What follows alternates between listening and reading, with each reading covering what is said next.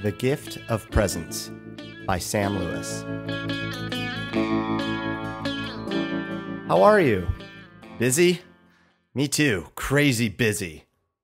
Sound familiar? You're busy. I'm busy. Everyone is busy. Seems like every waking moment these days gets quickly filled with loads of stuff to do and endless information to process and consume. There never seems to be enough time in the day to get it all done. Still, we have a myriad of distractions that constantly bombard us in real time, always competing for our attention and our mind space. Chances are that at some point in the next 5 minutes, you'll probably get distracted and never reach the end of this article.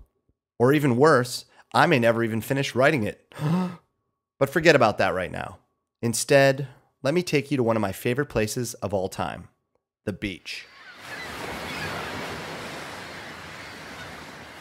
Picture yourself standing in front of this majestic ocean that runs as far as the eye can see, reflecting the sun from the clear blue sky above as it shines upon you, gently warming the skin on your face. Hear the sound of powerful waves crashing onto the shore one after another, easily overpowering the chorus of birds flying above. You take in the smell of the fresh ocean air as it fills your lungs. With your freshly waxed up surfboard tucked under one arm and your heartbeat steadily accelerating, you take a deep breath, run towards the water, and fully commit yourself to becoming one with this scene. 3, 2, 1. Now, I'm not the greatest surfer in the world, and it's pretty safe to say that my surfing skills are lackluster at best. That doesn't matter. I just love getting out there, being in the water, floating on my surfboard, and being completely focused on the scene around me, patiently awaiting the right set of waves to come in or avoiding the wrong ones. And whether or not I stand up is irrelevant. The real win for me is what I get from being completely present throughout the whole experience. If I were to actually list my goals for surfing, they would probably look like this. Number 1, surf. Surprising as it may sound, as I'm floating out there on my board, patiently awaiting the right wave, I would most enjoy getting to stand up and ride some waves. I'm here to do what I came here to do, so let's not waste any time and get it done. Number 2, survive. Now this is an important one because I don't want to drown or crash into rocks or be eaten by a shark, so I need to make sure I pay attention. I'll check the conditions before I get into the water. I'll make sure I time things right and stay focused on what's around me. I'm a pretty good swimmer, but it's still heads up out there. Otherwise, I could be putting myself or others in harm's way. Number 3, be there.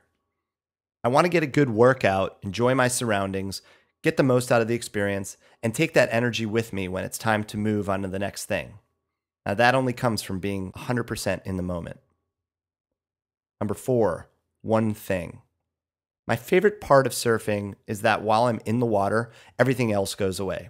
All the other noise is drowned out, and I'm finally free to experience this and only this.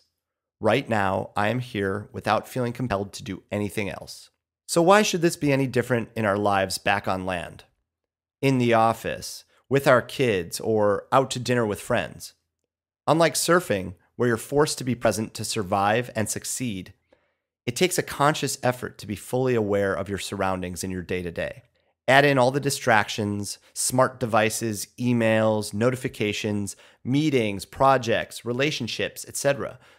Being present becomes an even greater challenge that requires strategy, thought, and consciousness.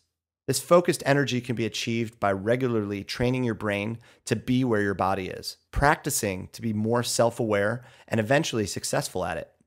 Now, once you've compartmentalized your time properly, you can let go of everything else and focus on what you're supposed to be doing. You'll probably become more productive if the time you're spending doing something becomes something you're 100% focused on accomplishing. Maybe you even start to feel less busy. Recently, I was asked to describe my best manager. After rattling off a short list of qualities that I find in exceptional managers, the one thing that really stood out was how all my favorite managers really invested in me. They made me feel important. They were dedicated to my career growth and committed their time and energy to drive my success. Now, the one thing that they all had in common was that they excelled in active listening. confirming to me that they were making a conscious effort to hear and understand what I was sharing. It was always clear to me that when we spoke, they were always present. A good manager cannot empower their team to be successful without listening to them. One thing I've learned in my relationship with my wife is that it isn't always about having all the answers or coming up with solutions, but more about just listening and acknowledging what I've heard. Just that act alone of being completely focused on what she's telling me makes all the difference. It's not always that easy to do with all that's going on in life, but it's something I'm always trying to practice. Whether I'm sitting on top of a waxed up shortboard, attending a meeting in a conference room, or sitting down for dinner with the family, when I give the gift of presence, I receive so much more in return.